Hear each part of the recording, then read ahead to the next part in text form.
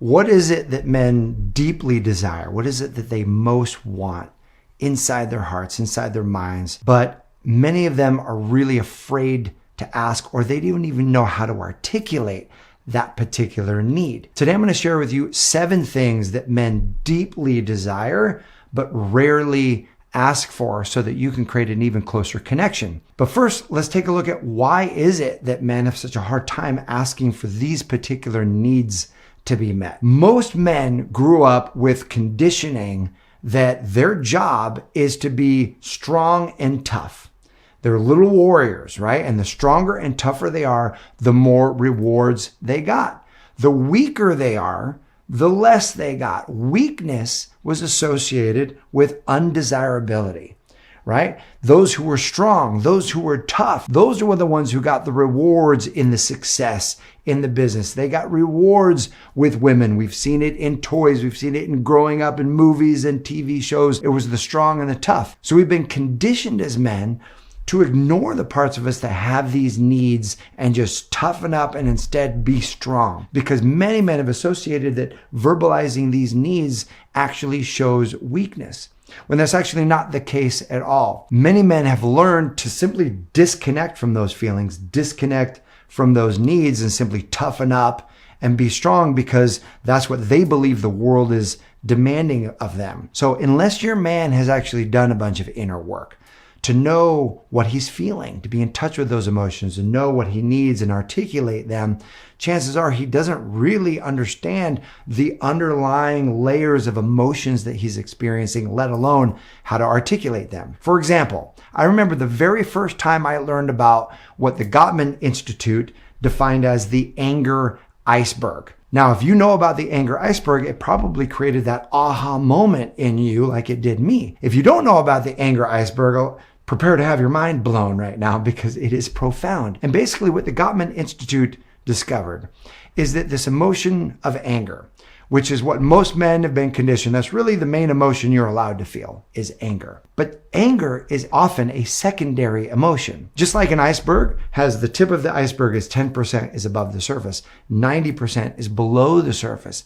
Anger is very much like that. Anger is the presenting emotion, but often the depth of the emotion, the true emotion, is under the surface and it's fueling the anger. It just gets presented as anger. But what's under that anger, if you actually peel the layers back, is fear or sadness or betrayal or hurt or other emotions. But those are the main ones: fear, sadness, betrayal, or hurt. And then it gets presented as anger. So for example, let's say that you stay out late with your girlfriend, way later than he expected you to stay out. And then you get home and he's angry about that. That's just the presenting emotion. But what if you had X-ray vision where you could actually see past the anger presenting emotion? And let's just assume right now that it's a healthy expression of anger. He's not yelling. There's no violence. There's no abuse. It's none of that. It's just he's feeling angry, presented as anger. And you can see right through that anger to the deeper emotions that he's experiencing underneath the anger, and realize that maybe he's feeling angry because he's scared. He's scared that he might lose you. Here you are out with your girlfriends, maybe meeting other guys, whatever else is going on in his mind, and he's scared and is presenting his anger. Or maybe there's a moment where he wants you to go visit with his family and he wants you to hang out. There's a big family gathering, and for whatever reason you decide not to go. You go do something else. And he's angry about that. But really underneath the anger is he's hurt or he's sad. Maybe because he hung out with your family and he doesn't feel like it was reciprocated. And it's way more about what's underneath the anger than the anger itself. And so understanding that there are layers to our emotions, that some men, they're not even aware of the deeper layers. I'm going to share with you now 7 things that are the deeper layers of a man's needs, something that he deeply wants, he deeply desires in a relationship, but often doesn't have the words or know how to ask for these things. Now, before I give you these 7 things, I'm going to give you a quick disclaimer. It is the MJT disclaimer, the man's job too. And this is for all of you out there who post the comments that say, well, a man should be doing this too. It's not just the woman's job to do this. He should be doing this too. Yes, I agree with you. He should 100% be doing this too. This is for both people to pour into each other. Or for those of you who are posting, I'm just catering to his ego. I'm not going to do all this stuff. This just caters to his ego. No, What I'm about to share with you is not about inflating his ego or manipulating or just catering to his ego. No, it's like imagine you're going to give somebody a massage and they're able to communicate to you, wow, it really feels good when you massage my legs this way. You're going to then do that because you love this person. You're going to try to serve them and love them in a way that feels good to them. So these are behaviors and things that really feel good to men that they often don't even know how to ask for. So let's dive in. The first thing that a man deeply desires but rarely asks for is validation. Validation he's doing a good job for you. Validation he's enough for you in this relationship. Validation that he's able to make you happy in the different activities that you're doing. Validation that he's enough in the bedroom. This validation that he pleases you. You see him as enough in this relationship. I've said in other videos, one of the best compliments my wife ever gave me, we were driving and it was silent, and she gave me what I call the UPP, the ultimate praise phrase. And she looked over at me and she goes, Matt, I want you to know you do such a great job of being my man. And it was like my whole beingness like lit up when she said that. And I said, what do you mean? Like what are you seeing that makes you say that? And she says, the way you come home, the great dad that you are, the way you come home and play with the kids, the way that you pour into me, you're asking me if I need something, you'll go and run an errand. Like I just really appreciate the love and attention. You work super hard and then you pour love and attention on us. And I just think you do a great job. Like that's what I want out of a man in my life. And you do an amazing job at that. That validation, very hard for men. Most men won't even ask for this, but you pouring into this is like fuel for his soul. And so remembering that his masculine energy wants to provide and wants to protect. So phrases that really signal those two experiences for you is amazing, where you can say, hey, you do such a great job on this for me, the providing, or thank you for providing me with this beautiful dinner or this beautiful date. I love it. Or the safety, where you say, you know what, I feel so safe around you, or I can really relax in your arms, or wow, when I'm with you, everything in this world is right. If you would love phrases that speak right to his soul, I'm going to put a link in the description. There's a ebook that I created with just beautiful phrases that you can use, 15 phrases to ignite attraction in your man. Go and click that link. You can download that ebook. You are going to love it. The second thing that a man wants but rarely asks for is feeling desired. So often we're trained that we're the ones that need to pursue. We're the ones who have to initiate sex. We're the ones who need to flirt with our woman. We're the ones who express and or overtly describe how much we want our partner. Well, your man wants to feel desired too. Flirt with him. If you slap him on the butt, if you walk up behind him and whisper in his ear how sexy you think he is, and this doesn't have to lead to sex all the time. It can just simply be that you find him attractive. He walks in the room and you're like, woo, look who's handsome. Look at you. And just like fill him up with how much you desire him, his attractiveness. You could be driving in the car and you could say, you know, my hand really wants to hold your hand right now. And just have fun with this. It can be really great. And of course, the granddaddy of them all is if you initiate sex, he's going to love that. But this is something that a man wants. He also wants to feel desired by you. The third thing that a man wants is to shift criticism into constructive feedback. And what this means is there's a way to offer correction or a way to offer feedback that feels like criticism to him, like he's not enough, he's not doing it right, versus an alternative way of doing it that works better for you. And this is super important because it ties right into his core desire to provide and to protect. And so if your feedback to him sounds like, I'm right, you're wrong, this is the right way, and you mess this up, that's going to be deflating to him. And ultimately, what most men will do in that moment is they'll get defensive. And what are they defending? They're defending that they're the right man for you. They're defending that, no, the way I did this is actually hitting the mark. Why? Because if it's not hitting the mark, and if they're not enough for you, then you're going to leave them, and that terrifies them. And that all happens subconsciously. That's why this wave of energy rises up and gets defensive. But criticism and defensiveness, that dance, is toxic in relationships. And we all lean into that at times. It's just human nature. But when you can observe it and notice, oh, wow, he's receiving my feedback as criticism, then the elegant move is this. You can say, you know, there's nothing wrong with the way that you did that. That's 100% one way to do it. And if you would be willing, my request would be if we could do it this other way, that would really feel good to me. Beautiful move. It's like a ninja advanced move because you're validating his choice, his desire to serve you, but you're also requesting for a way that works better for you. Just yesterday, my wife did this in a really great way in a simple moment. We were making breakfast for the kids and it's go, go, go time because the kids have school and we only have a few minutes and we're late. And so she had boiled eggs.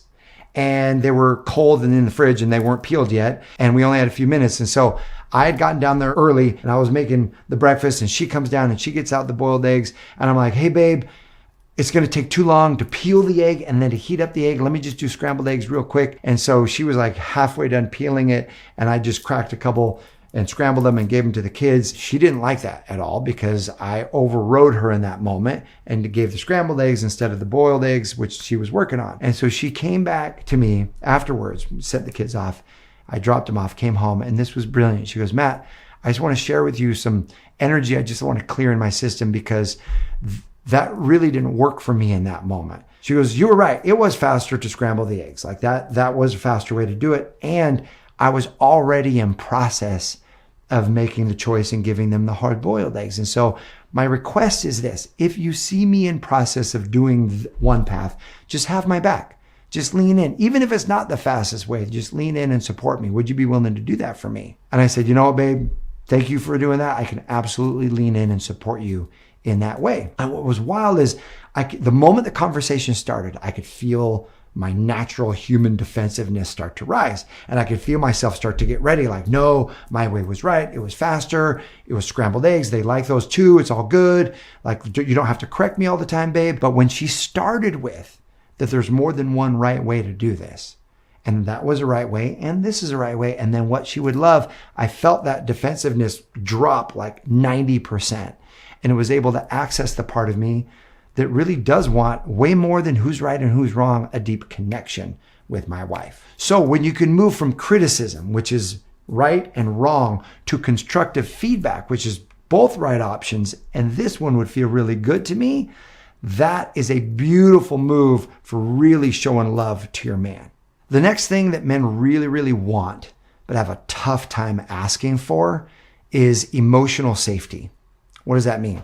That means a safe place to be able to talk about when he's scared. A safe place to be able to talk about when he doesn't know what the plan is. When he's worried about money, or he's worried about something going on, or he's worried about his career, or he feels wobbly. We've been conditioned as men that we get rewarded when we're tough, when we're certain, when we're confident, when we have the plan, when we're successful. And our job is to create that safety for our family. And while women will often say, I want my man to be vulnerable, and I want my man to be emotionally open, and I want my man to be all these things. But then when he is, she doesn't feel safe, and her world starts to feel unsettled and wobbly. And then what she'll do is she'll go into coach mode, and she'll go into, well, you need to do this and you need to do that, and we need to fix it here and this and this. And that's not holding space. Often he knows the steps he needs to take. He just needs to know he's not alone.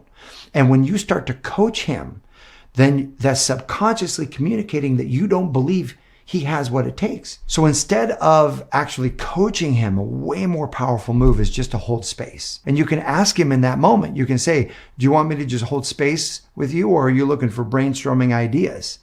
And he will be able to check in. Maybe he does want ideas in that moment, or maybe he just needs you to just hold space with him where he can just communicate, just share how he's feeling. Often it's just in speaking it out loud moves the energy, and then he's in a better spot. And so this is one that, again, is very tough for men to even know that they want this, let alone articulate and ask for it. But when you can hold space for a man when he's in his wobble and you're staying solid state, that is an incredibly powerful and transformative moment in the relationship for him. The fifth thing that men want in a relationship, and usually don't ask for until it's like at a dire need, and then it becomes even too late, is appreciation of efforts. Because so often there's like this just expectation, right? An expectation that he does his role and you do your role. You each go to work, or maybe he's working and you're not, or you're working or he's not, or whatever your roles are. But it feels so good that even you're doing your role, right? That becomes appreciated. And the challenge is if neither one of you are appreciating each other, then it becomes this sort of hoarding of appreciation. We begin to seek appreciation instead of give appreciation. And people will say, hey, did you see how much I did around the house today? And one of you will say, well, hey, did you see how long I worked today? And you're like asking for appreciation. The greatest way to actually create this upward spiral of appreciating each other is to give appreciation, to acknowledge something that he's supposed to do and he does it. Maybe it's a particular chore, like his job was to wash the dishes, and you say, hey, I just want you to know how much it means to me that you wash the dishes and it frees me up to be able to do this other thing. Or thank you so much for working so hard. I love the way that you're focused and you work and you just bring your best and it's just so awesome. Or thank you so much for changing the kids' diapers today. Or thank you so much for whatever it is that he's doing. When you appreciate the little gestures, maybe he picks you up a drink from the store and he got himself one. Thank you so much for being so thoughtful. Those types of appreciation, appreciating his efforts, go a long way. When does a man typically say that he wants appreciation? Is it when his tank is a little bit empty? No, it's when his tank is fully empty. And then it becomes, usually in most relationships, like this big blow up thing. It's like, you don't see me, you don't appreciate me, you don't acknowledge me, da, da, da, da, da. Why? Because he didn't know that he should be asking for this when he's feeling a little bit low. So something to just keep in mind of like, appreciate each other. And guess what? This one is beautiful because what you give, you receive. You start pouring into him with appreciation, he'll pour right back into you and both your tanks will stay full. Number 6, what a man deeply craves is support in his ambition. So many of us live in a world where we're told we don't have what it takes. You can't do it. It's going to be hard. It's going to take a long time. You should do what's practical. You've got a family to support. A million reasons to not take on something new or achieve a dream. But if he's got a passion, maybe he wants to open a restaurant. Maybe he wants to write a book. Maybe he wants to start a business. Maybe he wants to start a new sport. And he starts talking to you. He'll start kind of throwing out these things like, hey, I've been kind of thinking about this, and so on and so forth. And maybe he's got a history of starting stuff and not following through. And maybe there's that temptation to say, oh, here he goes again. He's never going to do this. Or you might be with the man who does what he says he's going to do. Either way, there's always that first time that someone follows all the way through and accomplishes a goal. And so what if this is that time for him? I can remember wanting to write my second book and feeling nervous about it and getting into the process and just having all kinds of doubts and fears. And it was so helpful to have a partner in my life that was supportive of me and believed in me and would champion me and say, Matt, you got this. I believe in you. You're doing such great work. Keep going. I didn't know in that moment that that's really what my soul needed. That would feel really nourishing. But that's exactly what my wife knew to give me in that moment, in the moments where she saw me filled with doubt or filled with fear.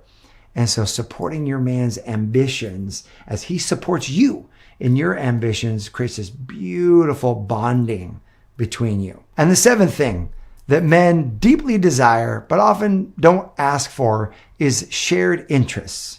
Shared interests means your man's got certain things that he loves. Maybe there are sports teams that he loves, or maybe there's a certain activity that he loves. Maybe there's a whole topic, his genre that he's super into. If you can join him in that interest and just learn about it, learn kind of the stories. What is it about that makes him fired up?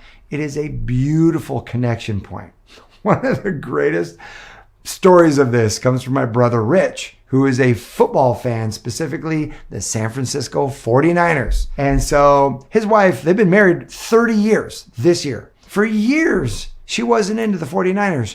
2 years ago, so 28 years into the marriage, I mean, she'd watch the games, but she was never like really into it. Because of the draft picks and the stories of these players, she actually got interested in the storyline, who these guys actually are. And she began to watch the games, and then she began to learn more, and she caught 49er fever.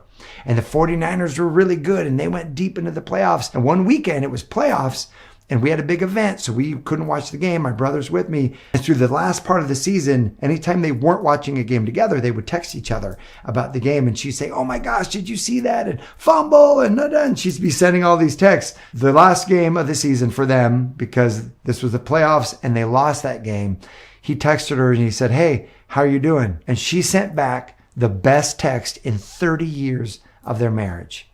And the text was this: I just need to be alone right now. And he said, I get it. I totally get it. And he felt so bonded to his wife because she dove into the deep end of the 49ers with him and began to share that interest together, a whole new way in which they bonded with one another. So here you have it, which are 7 things that men deeply desire, but often have a hard time asking for. If you can just take a few of these and pour into the relationship, I promise you, you will evoke the law of reciprocity and he will pour right back into you. My question for you is this: what are the things for you personally that you have a deep desire for, but you would find it hard to ask for in a relationship? Go ahead and post those in the comment section below if you'd be willing to share. And know this: I believe in you. I appreciate you. Thanks for watching. Here's to your amazing love life.